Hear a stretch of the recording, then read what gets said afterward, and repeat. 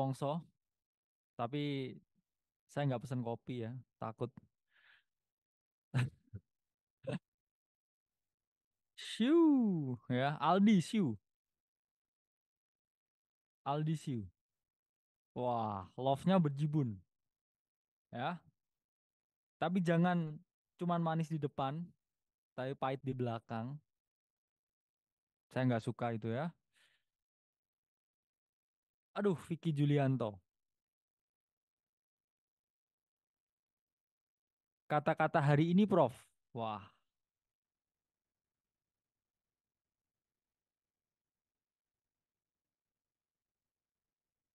Akademi Fantasi, ya.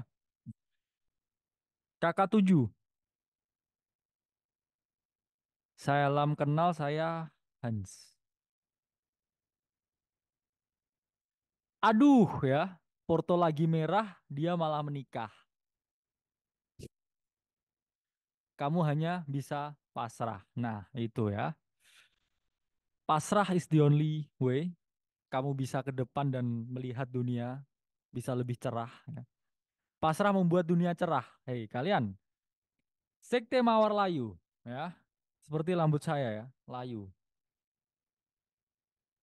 Ya. Ah, itu dia ya. Ara-ara. Ya, apa sih ara-ara itu? Banyak yang ngomong tadi. Ara-ara. Ya.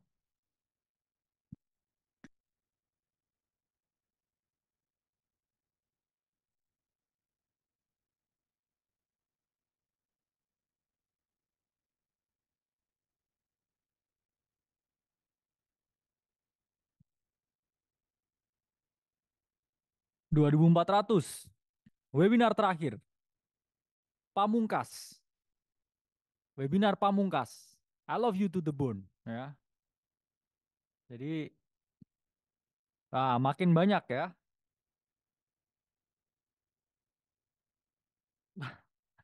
Ayo Prof, nggak sabar buat burnout otak lagi.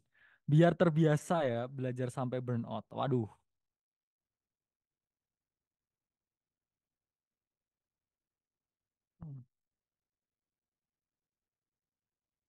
kata-kata hari ini Prof,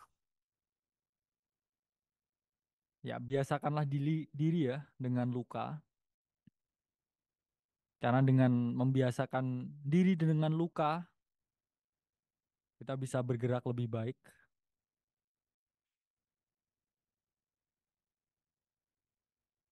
Biasakan diri dengan luka ya. Sampai akhirnya kamu mati rasa. Ayah sebut nama aku. Ivan. Ivan Manja.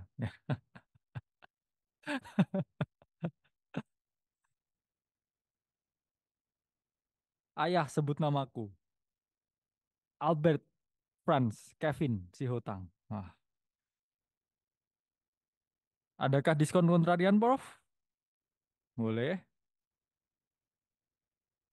Saya nggak tahu ya. Ada nggak ya? Prof mancing yuk ya. Om Bakri. Ah, bahaya ini. Bahaya, bahaya. Ayah sebut namaku. Bima Aldiansyah. Aduh.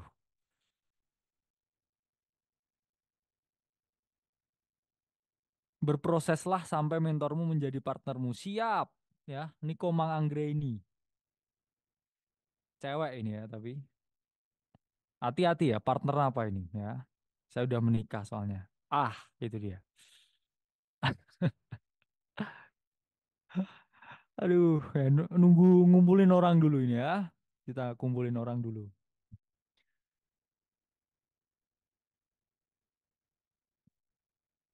Ayah, aku mau jodoh. Sulit. Ya, sulit. Maaf.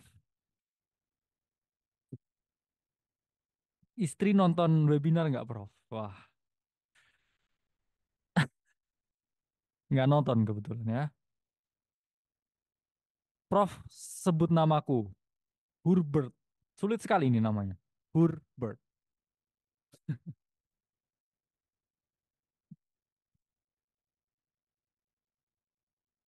Repsom. Repson. ya, Repson. Nah kan,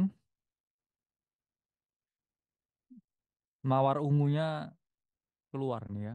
Bukan mawar ungu ya, apa? Mawar layu. Mawar layu. Tunggu 3.000 lah, baru mulai lah. Webinar terakhir ya, suka-suka saya lah ya. Nggak, 3.000 nggak mulai ya. Besok pagi saya tidur. Sleep, Sleeping Beauty ya. Akhirnya, ayo baru 3.000 dulu. Kenapa nggak buka akademi kehidupan, Prof? Aduh, takut dikomplain ya kalau buka akademi kehidupan. Karena kehidupan tuh pahit loh ya. Nanti dikomplain.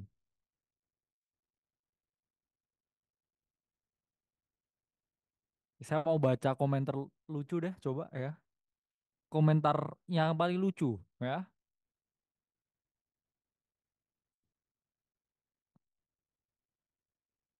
Komen paling lucu lah, coba saya bacain.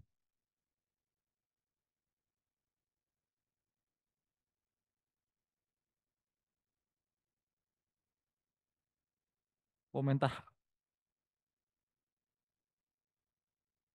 apa nih yang lucu nih?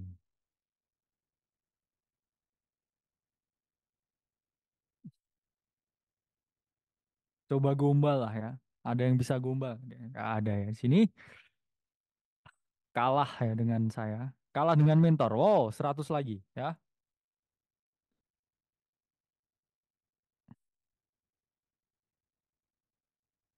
Aduh ya Rifan. Prof itu cukuran model YTTA ya, yang tengah-tengah aja. Wah, Rifan ya. Oke, saya blok Rifan. Ya.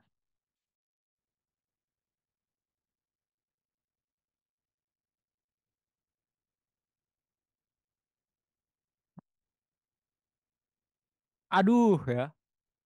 Prof habis hari Senin apa? Selesai ya. Ah, jangan menangis ya. Jangan menangis. Jangan menangis. Jangan menangis. Tapi nggak apa-apa ya. Semua kalau nggak ada selesai nggak ada keindahannya. Harus indah. Kalau mau indah harus selesai ya.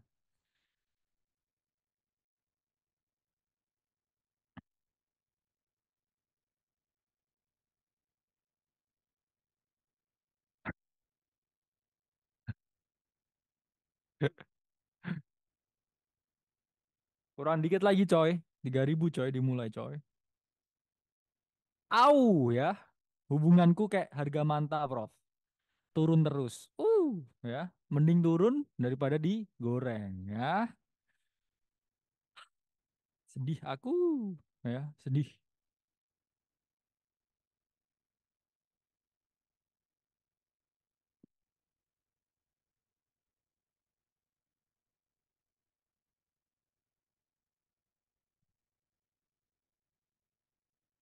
Kobocan. Siapa Kobocan? Ya. Ah,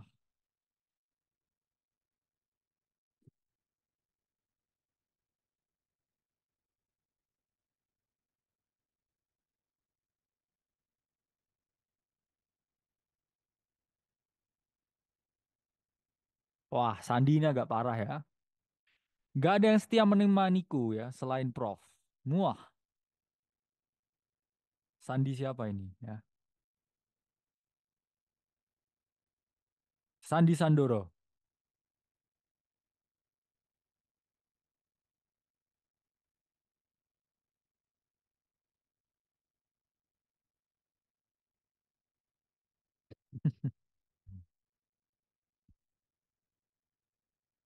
Asmaranya pada kacau ya di sini ya.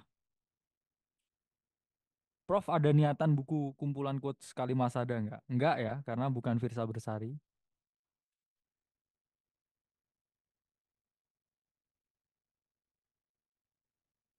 Apa nih? Nggak ada yang lucu ya? Ah ya, kukira Kamis ternyata Jumat. Prof Manis nggak ada obat ya. Ini Selasa tapi bos ya.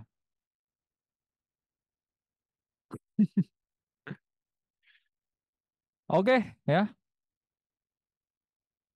3100, hati-hati, jangan sampai putus. Nah, ya. Kita mulai webinarnya malam hari ini. Oke, matiin Jos.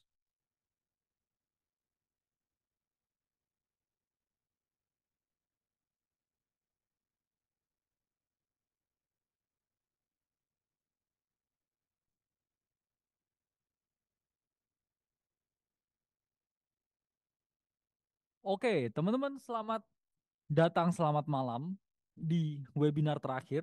Ya, saya bilang webinar pamungkas ya, webinar to the bone,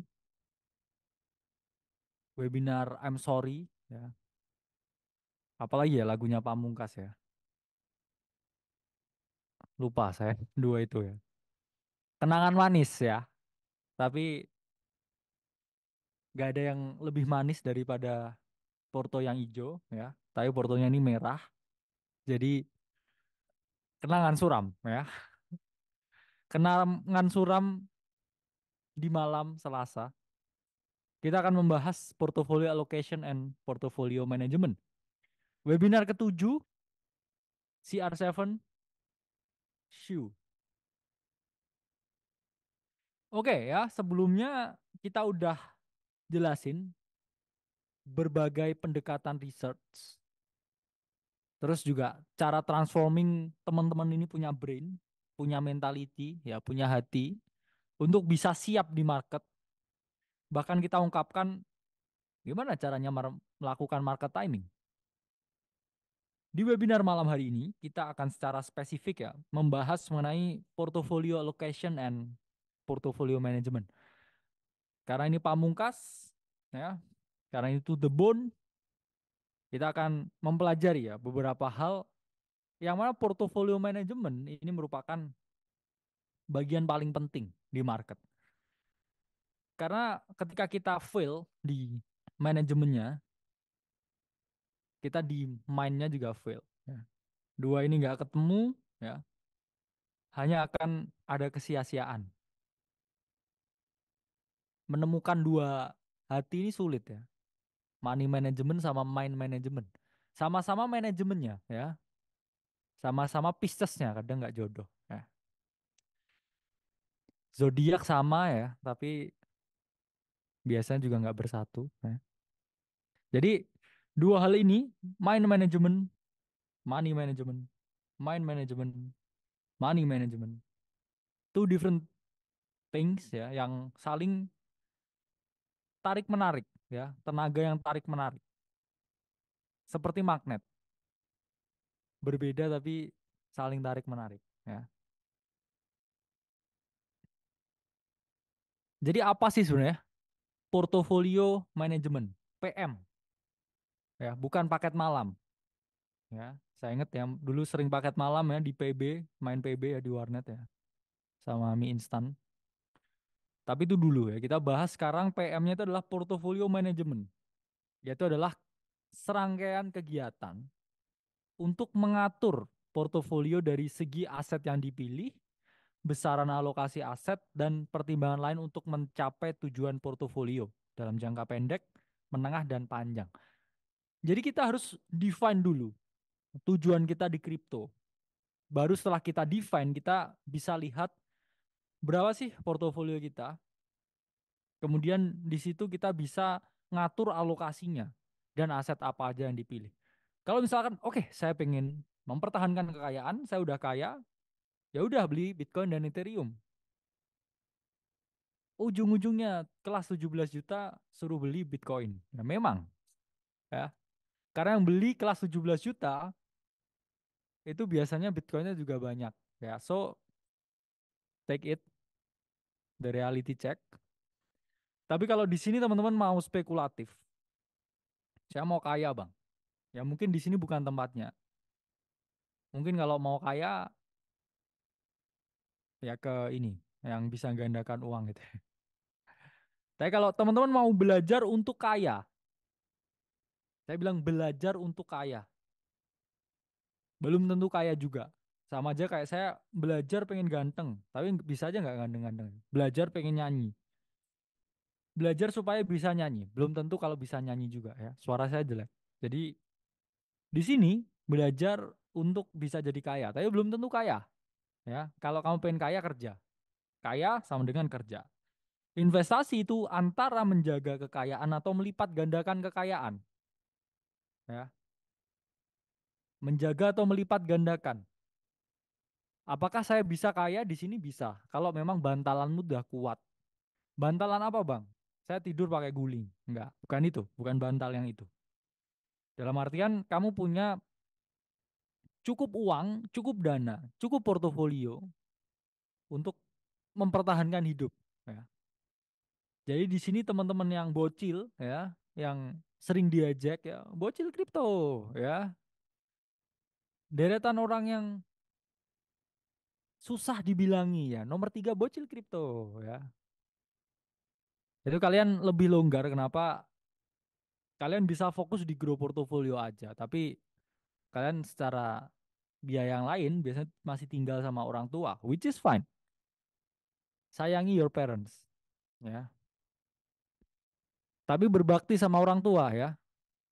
Dalam artian memang kamu masih tinggal sama mereka, tapi kamu belajar sekeras mungkin supaya suatu saat pundak yang berat itu akhirnya beralih ke pundakmu. Dan karena kamu remaja, karena kamu dewasa, kamu lebih sempurna. Ya pundakmu terluka pun nggak apa-apa, asalkan bukan pundak orang tuamu. Jadi it's fine to get better, ya. Jadi kalau kamu memang masih di orang tua, dan ya saya yakin banyak yang masih di orang tua, ya nggak apa-apa, nyatet-nyatet, belajar. Saya seumur kalian masih goblok banget ya, masih main bola, ya, masih pang-pangan. Sementara saya dulu nggak punya urgensi, nggak punya role model, someone to look up to. Kalau sekarang role modelnya itu orang yang komentarin orang lain, ya nggak lucu, ya, menyedihkan. Jadi this one for you all, ya. Itulah kenapa for you all. Jadi memang sekte Mawar Ungu, ya, Mawar Ungu yang layu, nah ini adalah tentang harapan, tentang suatu penantian, ya, dan keajaiban yang mungkin akan terjadi di hidup kita. Jadi memang sebelum kita ngomongin portofolio manajemen, kita breakdown dulu. Ada dua jenis investor. Ini udah ada DNA-nya. Sama kayak rambut saya, misalkan DNA-nya emang keriting, nggak bisa dirubah, nggak bisa jadi lurus juga. Itu adalah DNA. Dua jenis investor, ini ada mereka yang ke dalam kategori risk averse. Kedua ini adalah risk taker. Risk averse apa artinya? Suka menghindari risiko. Ya, ada risiko, belok, belok, belok. Risk taker ada mau risiko, ditabrak risikonya. Ya, kita ada di dua ini. Dan ini nggak bisa pilih dua-duanya. Hanya ada satu DNA. Risk averse itu adalah mereka yang mau main aman, nggak suka ambil risiko, nggak bisa lihat drawdown di portofolio mereka. Risikonya ini selalu dibatasi, ya. Jadi ketika saya melihat sesuatu, waduh, ya, batasin risikonya, batasin risikonya, rem. Ini adalah karakter yang risk averse. Karena orang yang risk averse itu biasanya karena dua, satu karena sifat, dua karena keadaan. Orang yang risk averse karena sifat, memang lahirnya udah nggak mau ambil risiko dan juga itu nggak apa-apa. Ada orang yang takut sama gelap, ada orang yang takut sama sempit, sempit ya, ada orang yang takut sama tinggi, ada orang juga yang takut ya sama lawan jenis. Jangan. Ya. Ada orang yang takut berkembang nggak hidupnya. Atau dua karena keadaan. Keadaan ini bisa merubah seseorang jadi risk averse. Contohnya mungkin keadaan yang stabil atau nggak stabil. Ya, ini ada risetnya. Di mana ketika mungkin kita di keadaan ekonomi yang nggak stabil, Kita tuh cenderung defensif, teman-teman. Nggak ah, saya nggak punya duit buat investasi, buat bayar cicilan aja dulu. Which is fine ya, karena keadaan. Atau dua, orang yang risk averse karena keadaan ketika dia udah kaya, wow, I have so much things to lose. Ya, at least kita harus cash out beberapa, kita beli real aset ya, jangan sampai naik turun yang terlalu berlebihan. Saya udah kaya, saya nggak mau going broke again. Itulah risk averse karena keadaan. Yang juga nggak apa-apa, karena saya suka Morgan Housel, Psychology of Money, bahwa kita tidak bisa merubah cara pandang orang tentang uang sama dengan cara pandang kita tentang uang, karena ukurannya itu berbeda. Maka dari itu ketika saya dimaki oleh member, ya I take it. Kenapa? Karena memang keadaan saya dan member itu jauh lebih berbeda dari segi mungkin kedewasaan ya dan juga exposure-nya di market. Karena orang yang udah di cycle ini lama ya dan beli course-nya AC, ini mereka paham sekali bahwa cycle is repeating dan memang seperti ini siklusnya. Dan satu-satunya yang bisa disalahkan atas keputusan finansial yang kita ambil itu juga adalah kita sendiri, teman-teman. Jadi kita harus memahami ya, ada orang yang risk averse dan memang nggak bisa disalahkan ya. Terus pilihannya ada dua nih. Kalau kalian risk averse-nya itu udah parah. Satu, tetap di kripto. Atau dua, ya udahlah, out kripto, reksadana aja. Ya. Kalau kalian tetap mau di kripto, ya, saya bilang fokus di dua, ya mungkin Bitcoin dan Ethereum. Bahkan kalian hanya trading Bitcoin dan Ethereum di spot, ya. Mungkin kadang timing-timing waktu beli dan keluar di weekly chart. Itu juga nggak apa-apa kalau nggak pengen yang oke, saya mau DCA, DCA, DCA. Atau kalau kalian mau berpikir bahwa oke, saya mau yang aman aja, hold. Ini buat kalian para risk averse. Atau yang paling gampang, fokus di top 10. Ya udahlah beli BNB, ya udahlah beli Solana, beli XRP itu yang masih turun. Dogecoin juga belum naik signifikan. Fokus on the top 10. Jadi pasti ada yang bilang, apa ini kelas 17 juta? Kok suruh diajari beli BNB? Kalian harus tahu ya, yang masuk di kita itu orang-orang penting semuanya. Bahkan orang-orang di pemerintahan, di lembaga dan instansi-instansi tinggi, bahkan kepalanya. Kepala lembaga-lembaga penting itu semua kontrarian. Semuanya. Dan mereka beli sendiri dan baru reveal kalau mereka itu ternyata anggota AC. Semuanya. Ya. Semuanya. Jadi kalian tuh kadang juga harusnya malu ya sama kelakuan yang di chat-chat di grup itu ya. Karena ternyata dilihat orang-orang besar guys. Ya di situ. Jadi AC memang sudah di radar di teman-teman institusi ya. Dan impact kita memang besar. Impact kita memang besar. Jadi teman-teman harus pahami ya di sini bahwa kita harus menghargai ya. Setiap investor ini punya start yang berbeda-beda dan size yang berbeda-beda pula. Jadi nggak mungkin ya kita ini menyamaratakan pengalaman dan juga kapasitas modal dari setiap orang yang berbeda-beda pula. Ya. Jadi kalau itu tadi yang risk averse ya. Ini saya coret. Gimana buat mereka yang risk taker? Saya bilang risk taker ya kalian emang terlahir untuk crypto. You born for crypto, ya.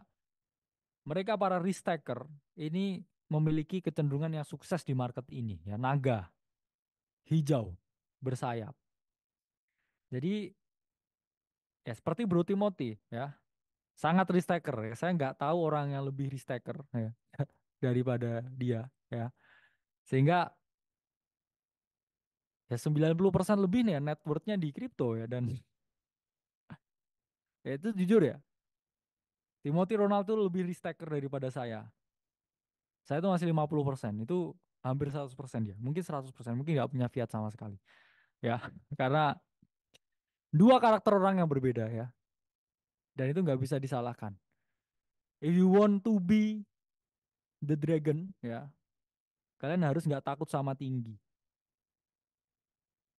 Kalau kamu pengen jadi naga, Kamu harus nggak takut sama ketinggian. Tapi kalau kamu masih takut sama ketinggian, jadilah di daratan tapi jadilah yang terbaik di situ. Mungkin jadi serigala. Serigala tapi di daratan. Serigala itu tipikalnya risk averse. Kenapa? Karena serigala itu hanya menyerang ketika diserang dulu. Dan mereka selalu bekerja dengan sangat sistematis dan zero mistakes. Tapi naga ya, ini mereka yang selalu bisa terbang. Mereka yang selalu mengambil sesuatu yang paling tinggi, ya, kastanya paling tinggi. Jadi apakah kamu siap nggak ini jadi naga di sini? Kalau kamu memang siap jadi naga, ya, monggo, ya. Tapi kalau memang di sini teman-teman punya batasan tertentu, jadilah serigala. Risk averse tapi bisa manifesting things, tapi juga nggak sampai kebakaran. Karena itu bagus ya. Kalau nggak kuat melayang di daratan aja. Tapi pastinya milih ya. Kalau nggak jadi naga ya, jadi serigala. Berbulu domba. Ya. Karena ada dua hal di sini. Perbedaan risk taker dan nekat. Orang-orang yang naik Formula One tuh nekat. Sorry, naik MotoGP itu mereka adalah yang risk taker. Mereka tahu GP itu berisiko tinggi. Tapi mereka punya kemampuan dan pengalaman untuk stay di ground tersebut selama bertahun-tahun. Apakah ada risiko mati di MotoGP? Ya ada, sering kejadian. Tapi kedua ini nekat, biasanya orang yang kebut-kebutan di jalan ya. Boom, boom, boom, boom. Nggak punya skill set apa-apa. Merasa paling keren. Padahal enggak, ya. You're not cool. You're a fool untuk yang nekat.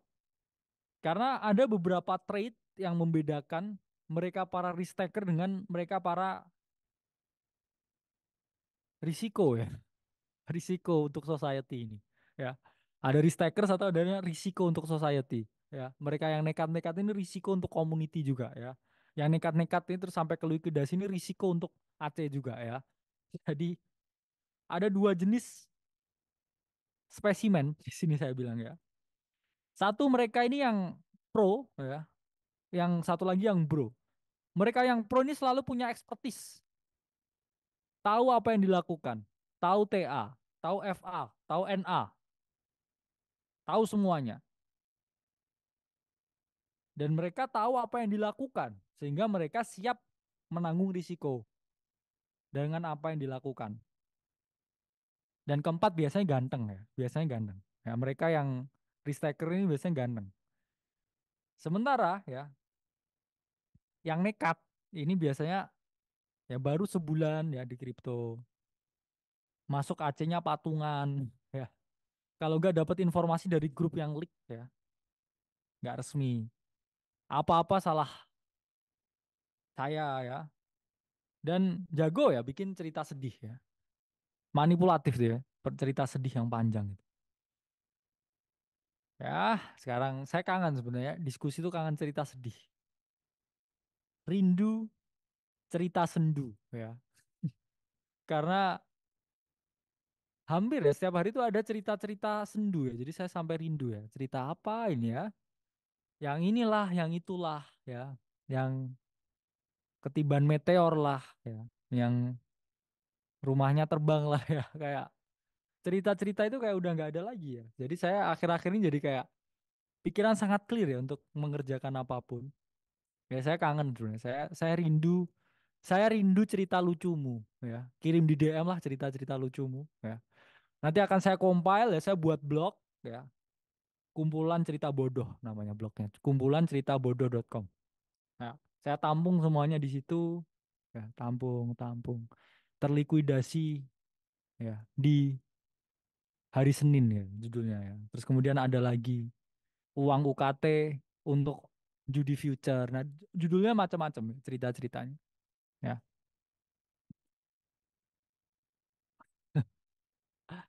Ya, jadi itu adalah dua hal yang berbeda ya. Ini biasanya ya muka-muka risk taker di kripto. Nah, Mark Marquez. Tapi saya nggak sebut ya yang bukan risk taker ya. Orang-orang yang nekat ini masuk karena nekat bonek ini saya nggak tampilin ya mukanya. karena itu berisiko ya. Jadi semakin gede Porto ya, ini memang kadang cenderung main aman. Itu yang terjadi di market sekarang. Nah, sama kayak saya dulu ya. To be fair, to be honest. Ketika uang saya itu masih puluhan juta, saya tuh kayak Dijen ya. Have nothing to lose. Bulletproof, armorless ya. Keluar ngelawan naga cuman pakai pisau dapur. Sampai seiring dengan jumlah portofolio dan tingkat keberaniannya. Saya sangat amat berani. Sampai itu saya ngerasa ini portonya bisa buat beli rumah bos ya. Kalau dari sini saya ngerasa Bitcoinnya ini turun ya, ini rumah saya hilang setengah ya. Jadi luas 300 jadi 150 nih. Nah, ini mulai kelihatan mukanya ya. Nah, ya. Nah, mulai terbuka mukanya. Sehingga saya pribadi setelah saya melihat angka yang saya anggap ya cukup spektakuler ya dari saya start itu, saya akhirnya merasa kayak ya, this is not it. Saya harus mengurangi exposure risiko saya sehingga dari pure all time high-nya itu saya hanya drawdown 20% dari portofolio all time high-nya. Jadi saya drawdown 20% karena Bitcoin koreksi dan itu saya lihat possible bull trap dan saya sell semuanya hingga akhirnya kripto turun ya bear market selama 2022.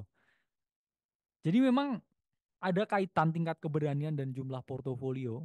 Ini pun kalau saya sendiri ya. Saya pribadi sekarang 50% di kripto, 50% di aset yang lain. 50% itu kripto, itu pun selalu di yang besar ya. Bitcoin, Ethereum itu jangkarnya.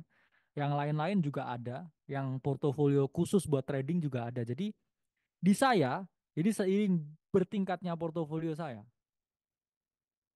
ini saya makin realistis dan nggak bisa disalahkan. Setiap orang ini memiliki karakteristik yang berbeda-beda. Karena kalau saya sedijen dulu, misalkan saya fokus di trading ya seperti dulu, dengan capital saya yang ada saat ini, itu akan sangat luar biasa. Cuman seiring berjalannya waktu dan saya punya community, akhirnya saya juga menyadari ya, harus ngurus community-nya. Jadi community ini sangat bergantung. Itulah mengapa saya mikir ya udahlah, saya tidak terlalu fokus di apa yang saya kerjakan dulu. Jadi saya di sini fokusnya ngurusin teman-teman, make sure teman-teman dapat value yang terbaik. Dan itu adalah hal yang saya korbankan. Dan memang ya alhamdulillah kan Aceh akhirnya sampai sekarang, sampai di titik ini. Itu karena ada banyak hal juga yang dikorbankan teman-teman. Jadi jangan menganggap bahwa semua itu nggak ada trade-off-nya. Opportunity cost. Ada yang saya korbankan supaya teman-teman di community ini merasa yang paling nyaman. Saya meratukan ya semua member yang ada di sini, tapi membernya terlalu banyak ya. Jadi terlalu banyak ratu kah? Ini nggak masuk akal ya jadinya. Jadi apa aja yang harus teman-teman lakukan ketika teman-teman ini melakukan yang namanya managing portfolio? Pertama itu adalah kita memilih apakah kita melakukan diversifikasi atau kita melakukan yang namanya konsentrasi. Apakah kita menjadi seorang generalis atau kita menjadi seorang spesialis? Dari sini kita harus memilih nih. Jadi diversifikasi itu istilahnya ya menebar jala ya di kripto karena memang enggak.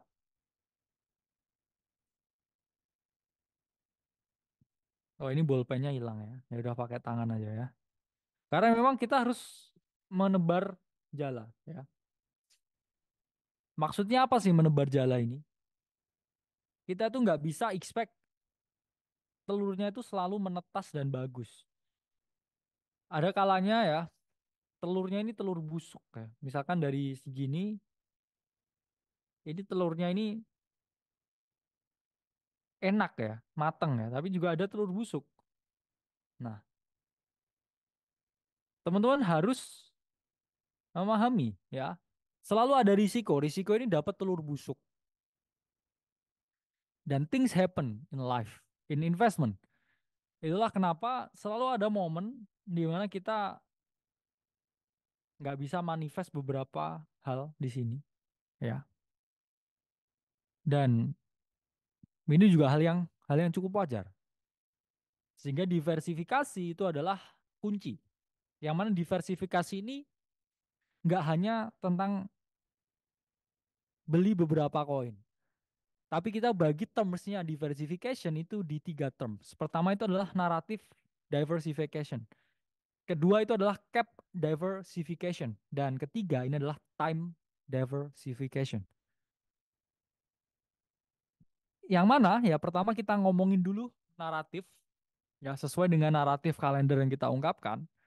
Selalu ada yang namanya naratif switch atau berubah dari naratif satu ke naratif yang lainnya. Dan kita nggak bisa mengabaikan fakta, ya. Kalau kita bisa memilih beberapa naratif sekaligus, misalkan di kalendernya AC, Q1 akan terjadi special computing dan AI. Kita bisa kok ya fokus ke dua naratif jadi satu dalam satu waktu yang sama. Oke, saya berinvestasi pada special computing dan AI secara bersamaan. Kalau mungkin di sini oke, saya akan investasi di privacy dan cyber security bersamaan. Atau oke, saya akan berinvestasi pada CBDC dan privacy pada saat yang bersamaan. Ini pun juga bisa. Di mana contohnya Q1 2024 ketika special computing terjadi dan artificial intelligence itu terjadi, kita bisa two birds in one stone. Kita invest di special computing, kita juga invest di AI. Jadi di special computing misalkan kita oke, saya fokus saya akan beli render special computing. Dan kedua oke, saya akan fokus beli di Bitensor atau Tau. Dua ini akan menjadi ini ya, jangkar posisi saya. Jadi saya diversifikasi di dua naratif. Misalkan porto saya nggak banyak, oke saya akan milih render dan juga milih Tau. Tapi kalau misalkan portofolio kita cukup, ya seperti yang saya jelaskan sebelumnya, 5 sampai 10 koin itu udah maksimal. 5 itu yang paling ideal saya bilang. Jadi misalkan oke, special computing saya pilih dua winnernya, AI saya juga akan pilih dua winnernya dan let it run selama 4 bulan ke depan. Jadi ini adalah yang disebut sebagai naratif diversification. Jadi kita memilih beberapa naratif secara bersamaan. Nggak cuma satu ya naratifnya. Ada orang yang hanya heavy di satu naratif bahkan satu koin. Tidak wise. Karena apa? Kalau kehantam satu ya kamu hancur. Tapi kalau kayak gini minimal kalau special computing yang nggak jalan, AI-nya ini tetap jalan. Ya. Kalau misalkan tahunya nggak perform ya, edge-nya at least perform. Jadi kita harus melihat kemungkinan bahwa kita harus melakukan yang namanya diversification. Two birds in one stone, kalau kata kalender dari AC.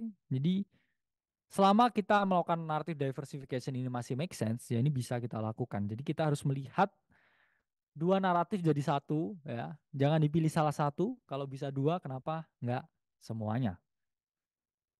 Jadi di sini, ya, misalkan, oke, RW dan CBDC ini jadi satu nih ya, mirip-mirip ya. Ada kaitannya sama DeFi.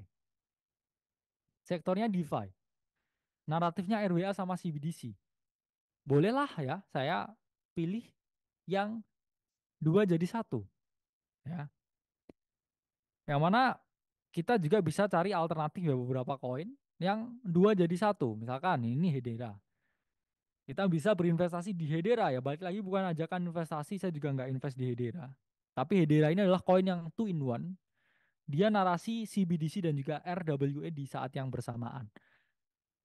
RWA mereka lagi kerjakan sekarang dan CBDC mereka juga kerjakan CBDC di Ghana. Nah ini bisa dibaca di websitenya dari sumber Hedera.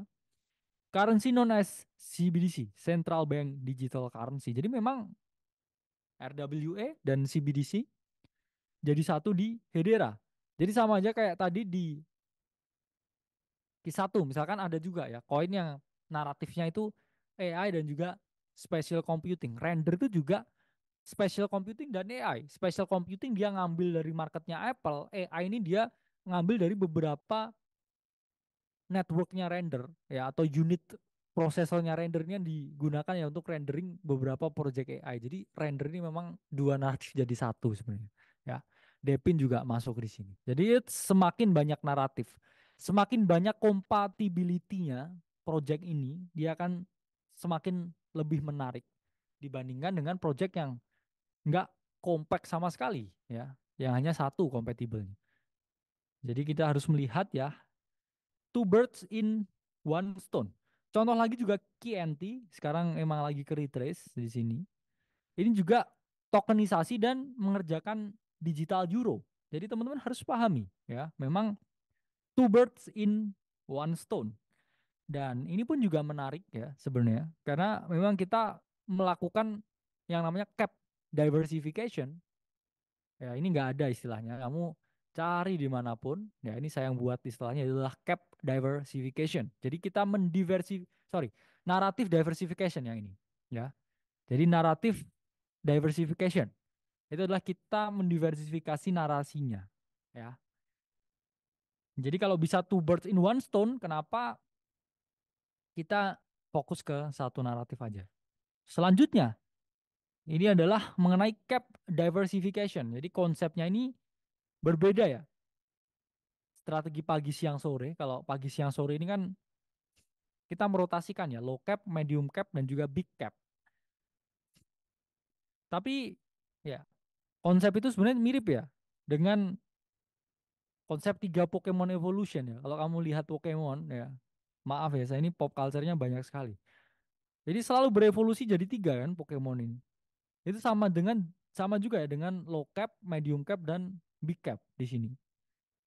Tapi pertanyaannya, gimana kalau saya bisa koleksi tiga-tiganya Pokemonnya ya? Jadi nggak hanya yang cuman level curut doang, tapi level yang agak gendut sama level yang sangat gendut ini ya. Saya koleksi semuanya. Kalau pagi, siang, sore kan dirotasikan ya. Oke, saya big cap dulu yang pagi. Medium cap, setelah itu jalan. Terus setelah itu ya, baru yang low cap. Kalau ini disikat bersamaan tiga-tiganya ya. Tiga-tiganya diculik karena lucu semua ya.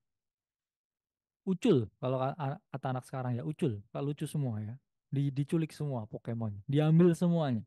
Ini yang disebut sebagai cap diversification atau diversifikasi dari market cap dari project-project ini. Jadi misalkan saya mau berinvestasi ke real world asset RWA, di saat yang sama saya ambil low cap-nya, saya ambil medium cap-nya, dan juga saya ambil big cap-nya. Secara bersamaan tiga ini saya ambil bersamaan. Beli medium cap, beli big cap, beli low cap. Jadi saya nggak nunggu pagi, siang, sore ya. Saya orang tanpa waktu ya. Ya bayang aja kayak ini misalkan nggak ada waktu tertentu ya, semua diambil. Jadi misalkan dari top capitalization ini kita ambil ya, di misalkan ini RWA dari coin market cap. Kita ambil yang atas-atas ya, yang tinggi. Karena apa? Karena dia punya conviction yang tinggi. Dia masuknya ke big cap. Kemudian kita juga ambil mediumnya, kita juga ambil low-nya. Sehingga sesuai ya dengan 5 tadi. Ya, saya bilang kan 5 ya yang ideal ketika membeli koin. Ini kamu high cap ya potensial gainnya memang 200 sampai 300%. Medium cap 500 sampai 1000%. Karena low cap ini sebenarnya bisa naik lebih dari 1000%. Tergantung durasi dari alt seasonnya dan seberapa kecil cap yang kamu pilih. Jadi ini akan terjadi ketika alt season teman-teman. These things happen, tapi memang belum sekarang. Kita sekarang masih menunggu. Dan ya ini adalah cap diversification namanya. Kita melakukan yang namanya pengambilan dari high cap, medium cap, dan juga low cap secara bersamaan. Jadi misalkan kayak gini nih ya, oke, real world asset. Saya ada 5 slot. Dari uang 100 juta, 50 juta akan saya investasikan. Oke, saya susun dulu ya. Untuk low capnya ya, saya fokus untuk membeli ya misalkan di Kanto ya, dan low cap yang lain. Medium cap misalkan saya fokusnya di XDC ya. Big capsnya saya di Ondo ya. Jadi maksimalkan ya, ini adalah 5 jumlah dari token yang kamu ambil ya. Dan ketika kita melakukan low cap, medium cap, big cap secara bersamaan ya seperti ini pastikan juga masuknya nggak sekali hantem. Nah, misalkan teman-teman di sini uangnya 100 juta, punya budget 50 juta untuk masuk 5 koin ini. Kamu split lah ya. Misalkan di Kanto ini 10 juta dibagi ke 4 entry yang berbeda. 2,5 ya. Terus kemudian ketika dia masih gini lagi ya 2,5 lagi. Ketika dia sideways 2,5 lagi dan mungkin ketika dia berubah karakter 2,5. Jadi jangan masuk sekali hantem untuk semuanya koin-koinnya ini ya. Selalu punya manajemen entry yang bagus. Big caps itu tend to perform safely. Medium caps tend to be more stable dan low caps is the gamble. Apa maksudnya? Kalau kita pengennya safe, ya, ya udah. Misalkan saya, oke, saya adalah seorang risk averse. Ya udahlah, fokus ke big cap aja. Medium cap ini masih tengah-tengah. Tapi kalau saya risk taker, ya, risk taker yang luar biasa adalah gamble. Tapi balik lagi, trading altcoin pun juga gamble sebenarnya. Quotes on quotes ya, jangan dipelintir. Ya, ini bukan judi. Tapi memang ketidakpastiannya ini adalah sangat amat tinggi. Altcoin itu sendiri ketidakpastiannya sangat tinggi. Jadi ketika menerapkan cap diversification, sangat dianjurkan hanya satu naratif ya. Jadi formasinya dua, satu naratif, dua big cap, satu mid cap, dan dua low cap. Kenapa? Kalau misalkan di sini, oke, saya mau cap diversification, tapi kamu pilih dua naratif.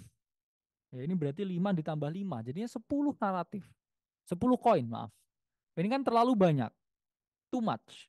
Dan managingnya juga jauh lebih susah pasti. Sehingga kalau mau nembak satu, ya,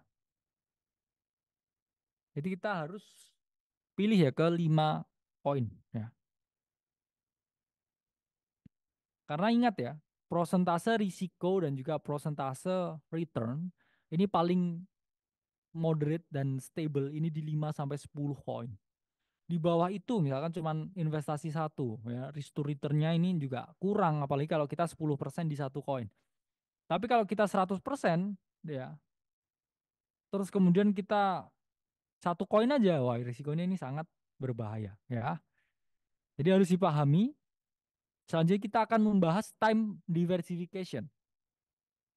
Apa itu maksudnya time diversification? Jadi time diversification itu adalah membagi dan mendiversifikasi waktu kita masuk atau melakukan yang namanya pembelian. Jadi misalkan di Q1, oke, saya tahu ini ya adalah eranya special computing ya. Saya di Januari ini beli, Februari beli dan juga Maret beli. Jadi saya split entry-nya ya. Sehingga apa? Ketika kita melakukan time diversification, ketika harga ini masih penurunan, kita average-nya at least better. Jangan hantem sekali waktu di saat yang sama di satu koin. Itu adalah sangat amat berbahaya. Dan praktik time diversification ketika harga naik pun juga bisa mengalami keuntungan. Jadi it's all about timing. Jadi kita harus tahu kapan waktu yang terbaik ya untuk masuk. Jadi meskipun demikian ya, dalam karakter market kripto yang cepat, strategi ini kurang efektif apabila time diversification dalam waktu bulan. Untuk waktu hari atau minggu itu masuk masuk akal. Kenapa? Artinya di sini, kalau misalkan oke, Q1 saya mau investasi ke render. Karena ini special computing akan terjadi di Q1. Ya udahlah saya gajian setiap bulan saya beli render setiap tanggal 1. Beli render 10 juta. Februari beli render 10 juta. Maret beli render 10 juta. Ini average-mu jelek ya. Kenapa? Karena karakternya ini cepat marketnya ya. Ini hitungannya bulan ya. 3 bulan masuk kamu ngakumulasi. Kelamaan. Harusnya kamu tuh agresif di awal. Semakin berjalannya waktu. Kamu tuh malah semakin menjualin barang yang kamu miliki. Sehingga apa di sini? Karena naratif ini hanya 2 sampai 4 bulan, masa 3 bulan ini cuman kamu beli, terus habis itu bulan keempat narasinya udah mau selesai. Ini average-mu jelek banget. Karena market ini itu adalah market boom and bust.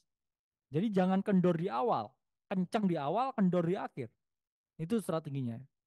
Di awal nih kenceng, ya terakhir kendor. Kenceng, kendor. Jangan kebalikannya. Ada orang yang awalnya ngepam nih. Ya udahlah saya beli dikit. Besok ngepam lagi nih ya. Saya beli tambah banyak. Wih, ngepam tambah ngepam, all in. Runtuh kamu ya. Karena apa? Kalau dari awal ini momentumnya market mau bottom nih. Tek, ini narasi ini mau bergerak nih. Tek, ini kayaknya sektornya mau ke arah sini nih. Kamu langsung jebret antem kapital di situ. Jadi agresif di awal, kendor di akhir. Jangan seiring pestanya ini mau selesai, kamu malah udah yang paling hype up ya. Pestanya udah mau kelar ya, mau orang-orang pada cuci piring, kamu udah baru datang rapi, parfum ya. Akhirnya kamu terlambat ya. Jangan cinta datang terlambat ya. Jadi nggak bisa gitu ya. Jadi harus agresif di awal. Karena kalau nggak agresif di awal, opportunity itu hilang. Jadi yang ideal apa? Misalkan Q1, oke, saya special computing tahu Q1 akan terjadi, saya tahu Q1 ini render akan mengalami kenaikan, saya sangat amat yakin di situ dengan conviction yang sangat amat tinggi di situ, sehingga pembelian ini maksimal selesai di Januari, selesai di 1 bulan, akumulasi 1 bulan. Ketika masih tiarap, mulai ada pergerakan, kamu beli 2 minggu lagi beli, seminggu lagi beli, dan in January, ya, di Januari ini udah kelar pembeliannya, ya, udah selesai belinya, sehingga bulan-bulan selanjutnya Februari, Maret, April, ya, ya Februari, Maret ini kamu udah menjual, ya. Januari beli beli beli beli, udah full size, Februari udah naik double, kamu moon backin di Mei Februari. Dan selanjutnya Maret ini udah mulai overextended lagi nih market. Sell 25% dan selanjutnya sell all atau cuman ninggalin moon back aja. Kalau memang proyeknya bagus. Jadi ini strateginya ya. Di awal ketika ini adalah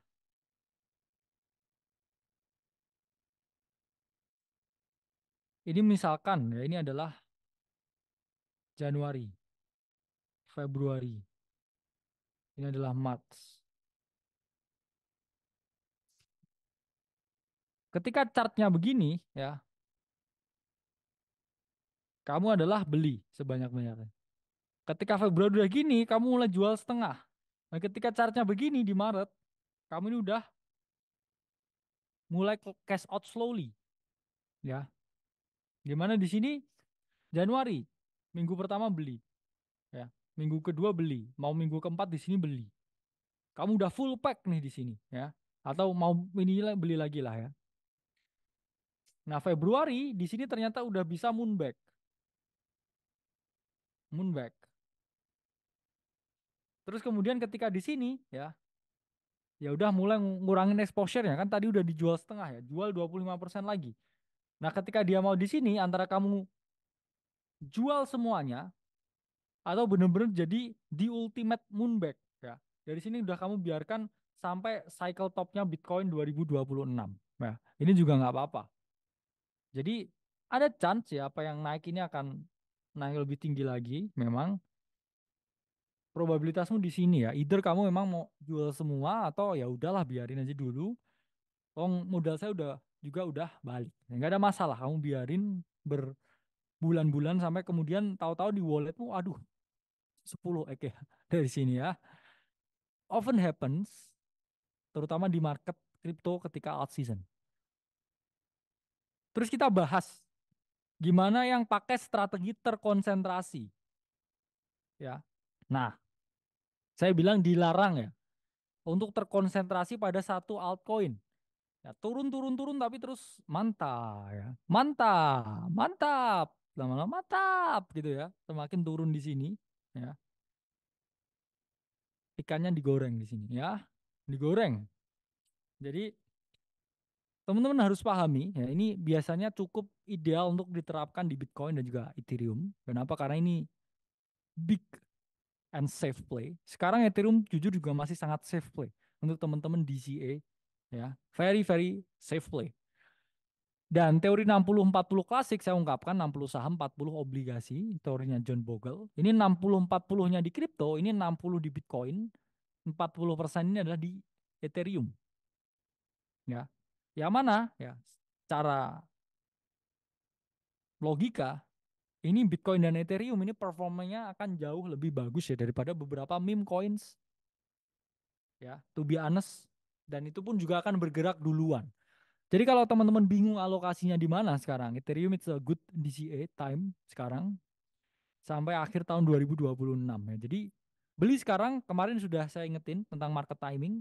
Setiap kali kamu mau berpikir jual, jual. Satu, dua, tiga, empat, bodoh ya. Satu, dua, tiga, ya. Empat. Nah, jangan jual ya. Satu, dua, tiga, empat. Jadi pahami cycle, pahami waktu, dan kamu juga harus mengetahui ya, memang Bitcoin dan Ethereum is safe bet. Karena itu tadi ya, saya ungkapkan kemarin, bajing loncat ini probabilitas berhasilnya hanya 35%. Ya, gains year to date. Ya, kalau kamu berhasil loncat-loncat ini. Jadi kalau nggak bisa outperform itu semua, mending alokasikan di satu dan fokus menggunakan DCA. Lalu timbul pertanyaan nih, kapan waktu yang tepat untuk DCA Bitcoin dan juga Ethereum? Ini by data dari Into the Cryptoverse hari Selasa ya. Hari ini berarti. Hari ini harus beli Bitcoin. Kenapa? Karena ada chance besar hari terbaik untuk kita DCA Bitcoin itu adalah hari Selasa. Setelah hari Selasa selanjutnya ini mengalami kenaikan. Ya. Jadi Selasa ini Sunday, ya, Monday, Tuesday, Wednesday, ya. Dan untuk Ethereum, ya ini kita lihat ya, DCA best day itu adalah hari Minggu. Karena setelah hari Minggu, Ethereum ada indikasi mengalami kenaikan. Jadi buy Ethereum di hari Minggu, ya. Jadi hari Minggu uangnya jangan buat ngafe, ya mungkin buat beli Ethereum, ya. Karena sejarah menunjukkan bahwa best day to DCA Ethereum itu adalah di hari Minggu. Jadi alokasikan ya duit yang buatan nonton dan sebagainya itu untuk DCA Ethereum di hari Minggu. Jadi selanjutnya kita akan membahas ya mengenai bagaimana portofolio tersebut ini dialokasikan. Jadi ketika kita mengalokasikan portofolio, kita bisa pakai cara yang agresif atau cara yang konservatif.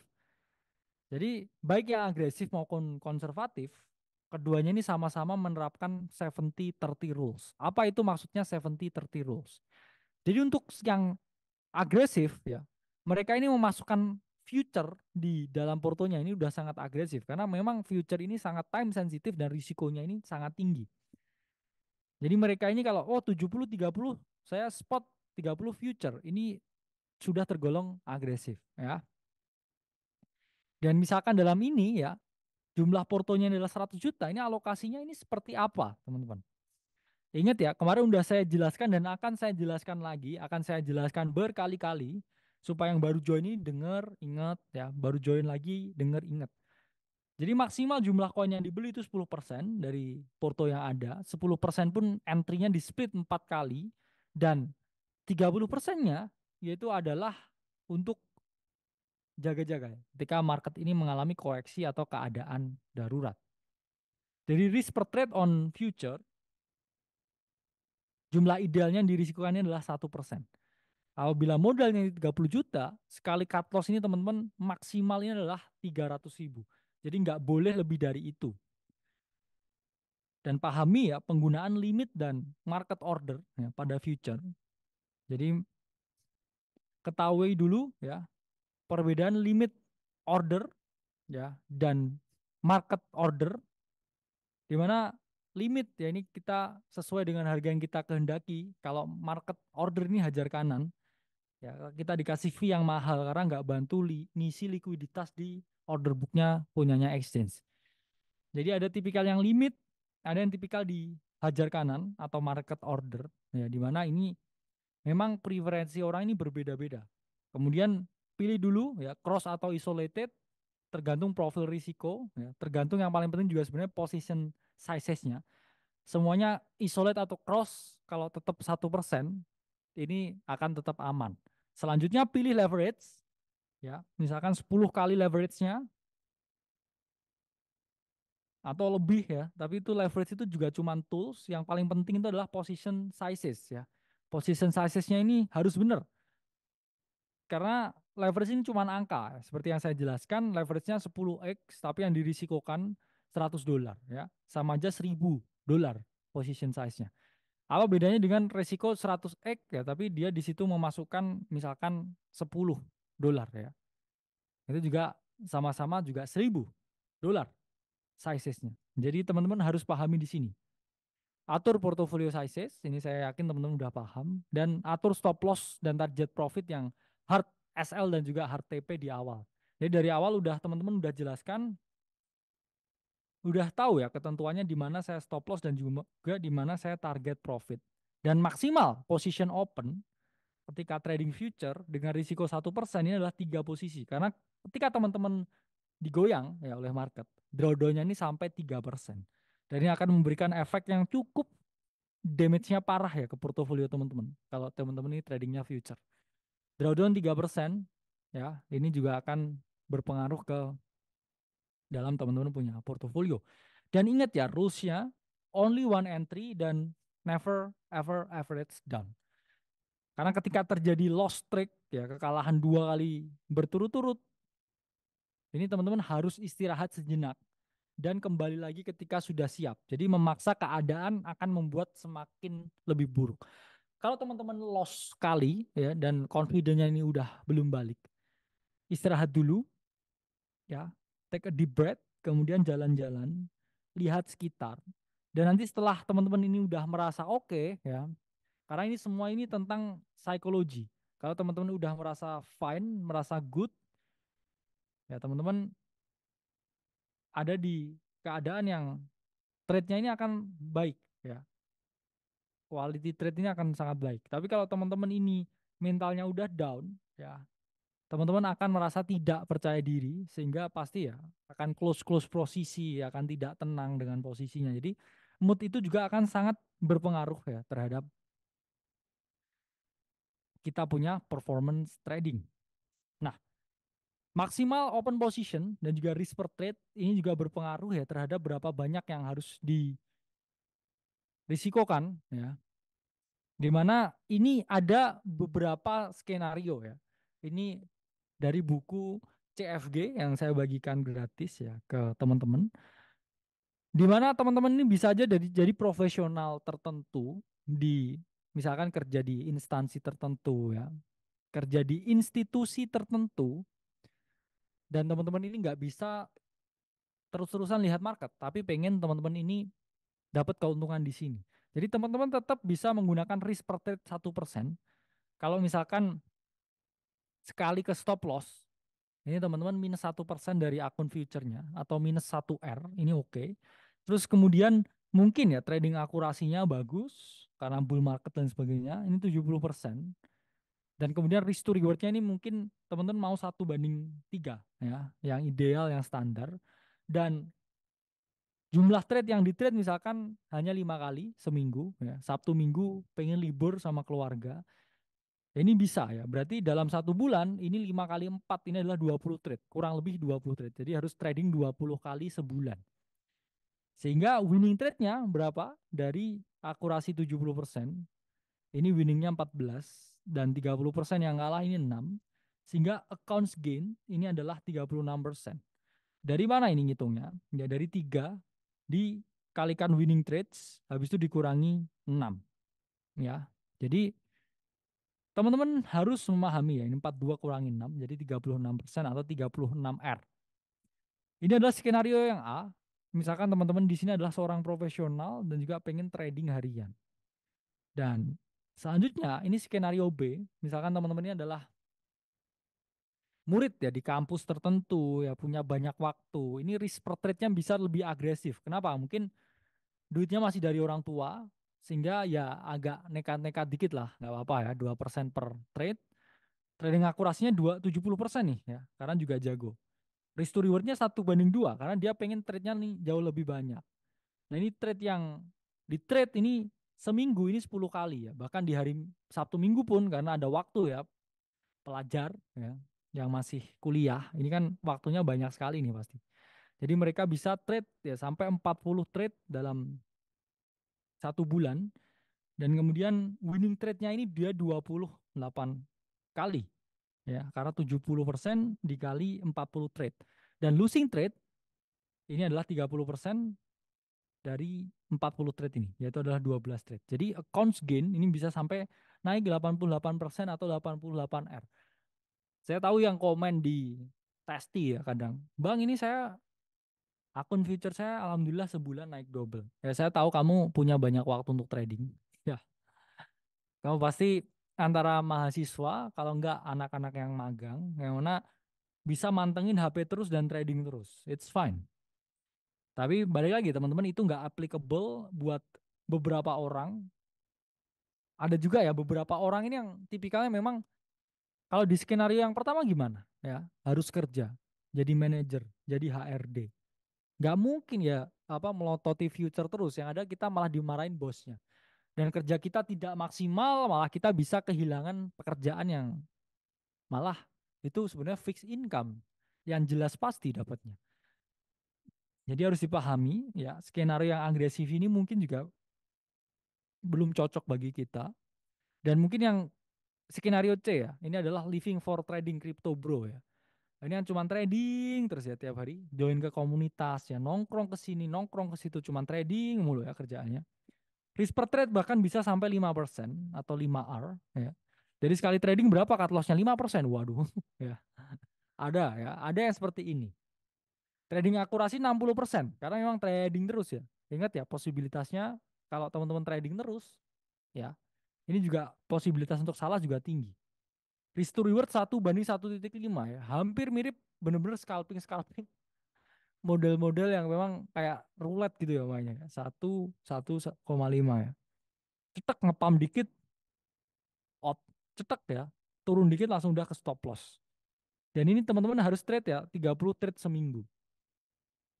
Bayangkan itu dibagi 7 ya, hampir hampir 4 kali ya sehari tradingnya. Di hari yang sama itu teman-teman bisa, oh long Dogecoin, oh short Solana, oh long Bitcoin, oh short Ethereum, short Cardano, long XRP ya. Seperti itu terus setiap hari. Maju mundur ya. Dan apakah ini bisa? Bisa. Tapi apakah ini sulit? Sangat sulit ya.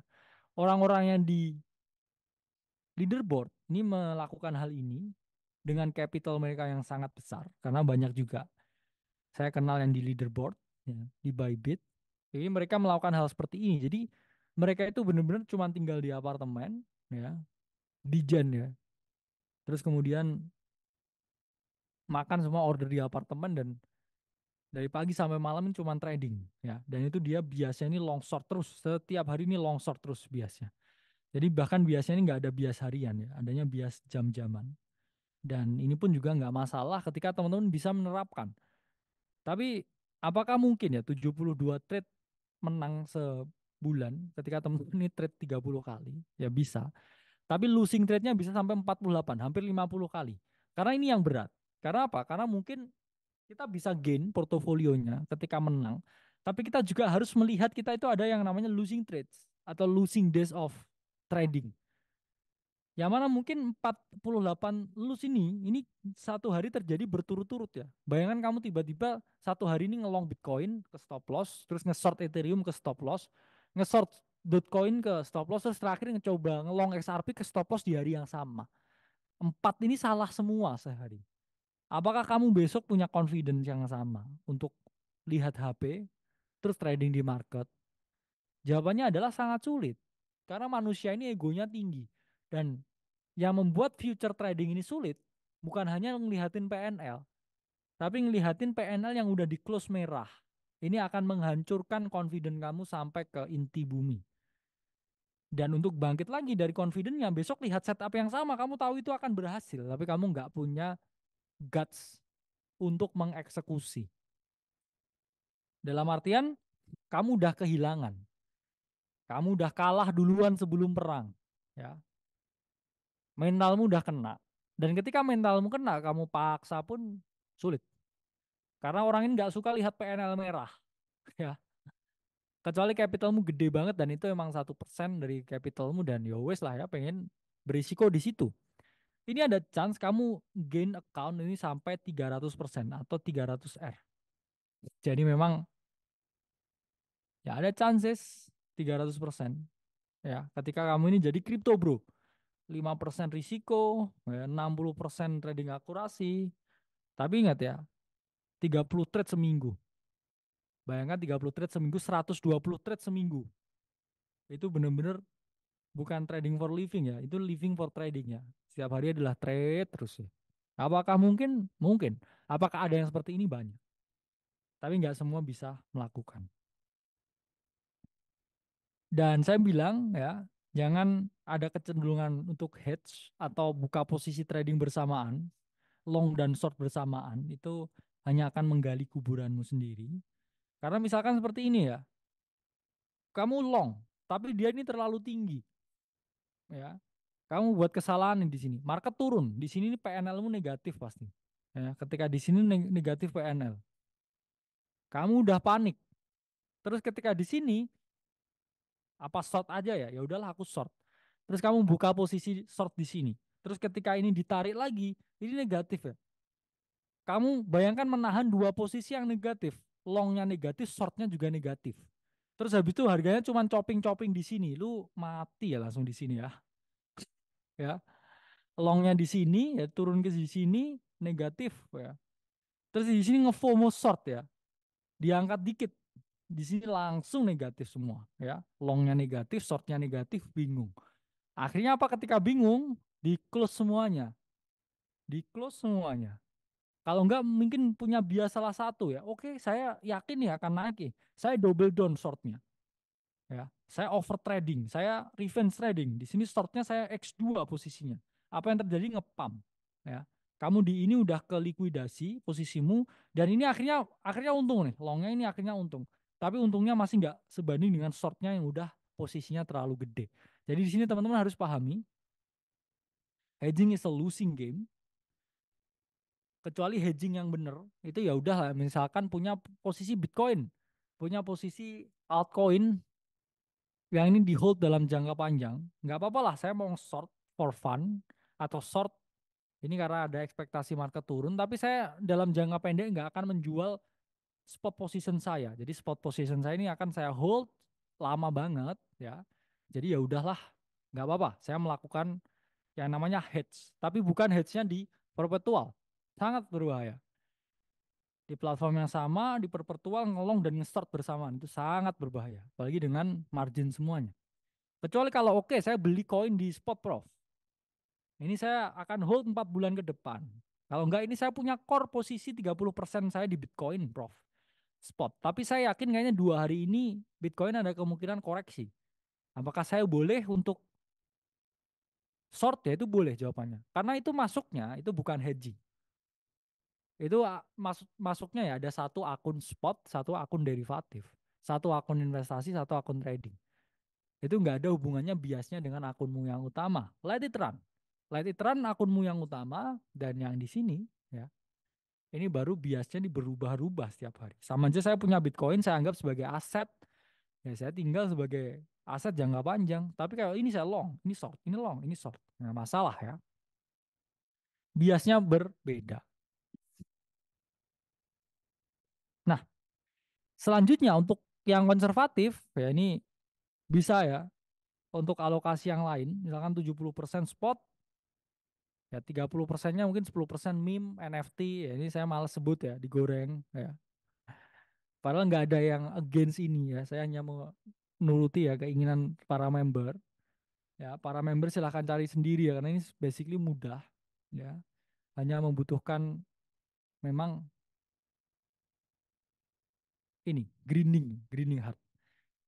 Jadi 70% spot atau 30% yang lain ya. Jadi teman-teman bisa gunakan platform ini seperti DEX Tools untuk screening berbagai new meme coin. Saya ingatkan ya bahwa meme coin ini risikonya sangat tinggi dan video ini saya bukan mengajari teman-teman untuk trading meme coin.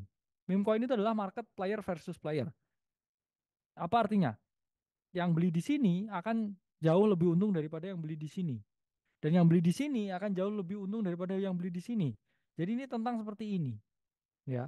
Mereka yang beli di bawah ini akan selalu mengalami keuntungan better daripada yang di sini. Beli yang di sini ini better daripada yang beli di sini. Jadi satu-satunya cara ini bisa naik ya kalau ada yang membeli. Jadi kalau teman-teman mau screening ya, atau oke saya mau jadi meme coin trader, teman-teman bisa screen di pair yang baru live terus cepet-cepetan nge-trade di situ. Karena ini adalah market yang saya bilang sorry to say ini adalah market gambling. Jadi kalau teman-teman masih mau trade meme coin, ya langkah lebih baiknya ini trade-nya adalah ketika listing day. Karena kalau ini udah overextended tuh ini udah 30-40 juta market cap baru listing seminggu yang lalu. Itu fix kamu jadi bulan-bulanan jadi exit liquidity. Tidak worth it sama sekali. Tapi sekarang juga udah ada ya trading bot untuk ngeksekusi tertentu. Jadi kamu punya modal tertentu terus kamu masukkan, oh nanti kalau ada pair meme coin baru otomatis beli ya. Itu bisa. Di mana di sini dari Traditix ya. Ini juga menyediakan layanan kamu beli botnya, kamu masukin duitnya nanti apapun ya meme coin ya tiba-tiba ya ada meme coin aneh-aneh ya yang keluar. Inu-inu yang apa itu, ini otomatis kamu membeli ya udah otomatis membeli. Jadi kamu nggak cepet-cepetan tapi yang membeli itu adalah bot. Jadi memang ya sekarang udah berkembang, tapi saya tidak akan pernah menyarankan ini. Kenapa? Fokuslah di market yang umum dan yang 10% untuk meme itu ya udahlah ya, untuk seneng-seneng aja. Jangan diseriusin. Oke? 10% yang lain untuk meme coin. Lalu 10% lagi untuk apa? Ya. Karena memang meme coin ya, kita bahas meme coin dulu. Ini strategi yang tepat dari 10% yang kita miliki ini adalah antara dia naiknya 10.000% atau kalau enggak dia ya udah hilang sama sekali. Jadi meme coin ini adalah aset yang paling eksotik di market. Jadi kamu harus pakai risk per trade juga ketika trading meme coin. Oke, saya punya 100 juta bang buat trading meme coin. Kaya nih ceritanya. Buat seneng-seneng aja. Ya udah kalau ada meme coin yang kerak full, ini cut lossnya adalah 1% dari posisimu. 1% dari 100 juta, ini adalah 1 juta. Berarti kalau kamu mau beli ya koin yang baru di listing di bot itu ya udah risikokan 1 juta. Kalau dia jadi nol ya udah jadi nol. Tapi kalau dia naik 10.000% itu adalah untung. Jadi risk per trade dari exotic market itu adalah 1%. Dan ini adalah fakta ya. Meme coins itu 90% insider, 10% itu keberuntungan. 90 insider ini maksudnya apa? Artinya yang membeli meme coin itu antara dia developer, kalau enggak dia itu adalah bandarnya, kalau enggak itu dia adalah teman dari developer atau bandarnya. Kalau enggak orang exchange yang nanti akan di listing beberapa bulan ke depan. Saya udah tahu cara mainnya. 10% yaitu keberuntungan. Kalau dari ribuan koin yang ada tiap hari itu tiba-tiba ya ada yang nyantol kamu beli di live new pair dan itu naik, yaitu keberuntungan. Tapi ingat jangan terlalu dianggap serius. Dan 10% itu ya ini bisa gunakan untuk fun. Kenapa? Karena semakin kecil, semakin konservatif dan juga lebih aman. Ini contohnya yang lagi panas ya akhir-akhir ini banyak diperbincangkan, ya, yaitu adalah NFT-nya Gozali. Tapi ingat ya, apa ketika market ini sangat overextended, market ini sangat tinggi ya kenaikannya. Ya ini akan ada banyak sekali ya aset-aset yang memang sifatnya adalah sangat berisiko tinggi ya. NFT ini juga aset yang berisiko tinggi. Dan NFT transaction ya dari data into the cryptoverse ini juga sudah mulai mengalami kenaikan ya teman-teman. Jadi ini udah mulai ada spiking volume, ya ada chance juga dia akan melakukan rip up. Dan transaksi ya NFT ya ini terpantau di jaringan Solana. Ini yang paling diminati sampai sekarang. Ini data dari Depradar dan marketplace ya untuk bertransaksi Solana ya ada banyak ya. Kemarin kita bahas juga ya di wildcard itu adalah Tensor, di mana dilaporkan ya dalam sebulan kemarin 70-80% transaksi NFT itu di Tensor. Jadi keep eye on Tensor karena itu juga dari jaringan Solana dan ini juga NFT Solana ya mengalami kenaikan yang signifikan akhir-akhir ini. Jadi free money ya selain airdrop juga banyak faucets karena memang ya airdrop ini adalah sarana untuk marketing. Dan kalau kita lihat pembagian uang gratis ini bahkan sampai sampai 8 billion dalam 1 tahun. 2022 ini 7,4 billion. 2021 7,3 billion ya. 2020 7,2 billion US dollar dibagikan ke para user. 2023 4,56 billion. Jadi memang ada market ya untuk free money dan ini bisa teman-teman lihat dari 2020 sampai 2030. ApeCoin, Uniswap, UYDX, Arbitrum, ENS dan lain sebagainya. Ini mereka memang membagikan ya free money. Tapi ain't nothing free. Kenapa? Karena selalu ada trade off di dalam market yaitu time, energy dan juga capital.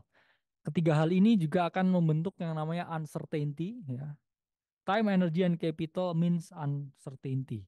Jadi selalu ada trade off dan selanjutnya kita bahas ya alat yang bisa digunakan untuk menimbang kinerja portofolio. Ini udah saya sering jelaskan.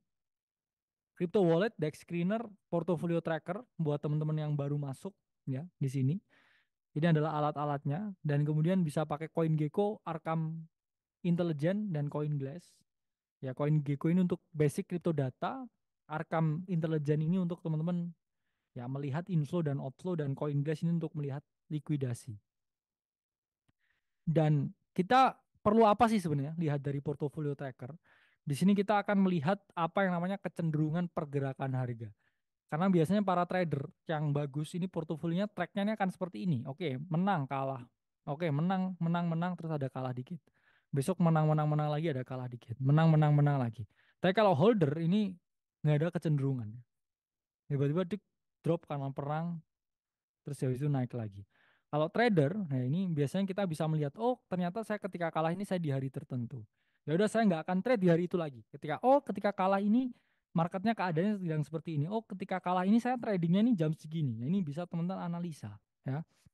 Dengan adanya tracker dari portofolio ya untuk menganalisa ya performa baik buruknya ya strategi dari trading yang teman-teman miliki di sini. Jadi untuk para holder atau mereka yang suka investasi, seringkali memang nggak ada pola pergerakan khusus ya.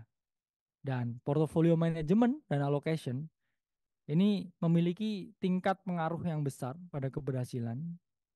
Karena tanpa ini ya kita nggak akan bisa mencapai mind management yang baik. Dan memang ya, yang mempengaruhi portofolio performance itu ternyata lebih besar di emotional intelligence. Percuma kamu jago sekali di literasi keuangan, tapi kalau ini ya nggak ketata dengan baik, jangan harap ya portofolio performance ini bisa bagus. Ya awalnya memang berat, ya tapi seiring dengan waktu kita akan bisa memiliki alokasi portofolio manajemen yang bagus. Saya Kalimas Sada dari Akademi Kripto dan ini adalah akhir dari webinar kita ya. Sampai berjumpa di kuliah yang free. Kita udah nggak ada lagi format webinar. Kuliah free for members dan live trading for members. Sampai berjumpa.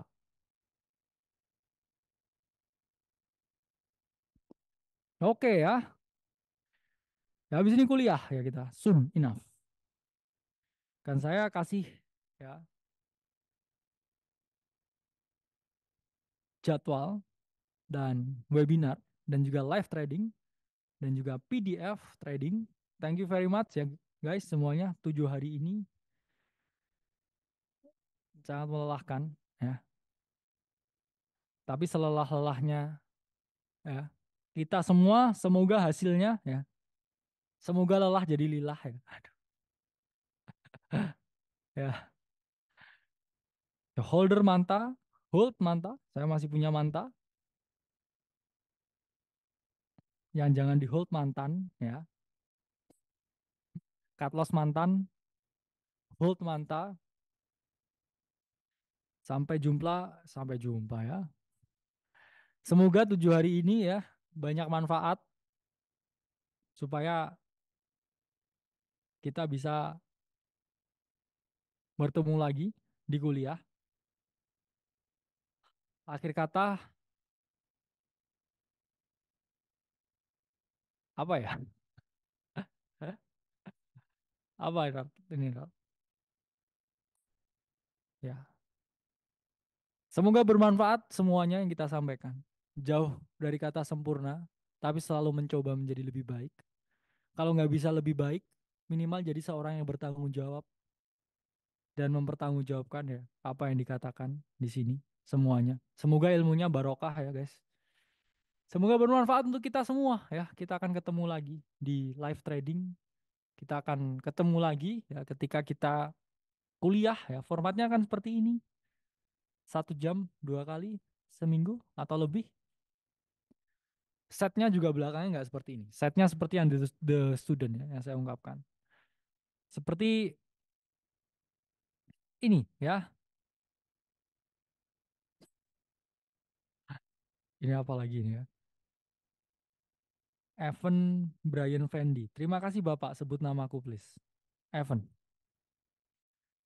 Evan atau Even itu? Kalau Even nanti teringat break even ya. Oh, portonya belum break even. Nah, ya, serigala kan. Ya, jadi semuanya kita akan terus berkarya. Saya akan terus berkarya. Saya akan memberikan materi yang terbaik. Ya, seminggu ini adalah salah satu bentuk materi-materi yang saya ungkapkan. Sampai berjumpa di kuliah dan juga live.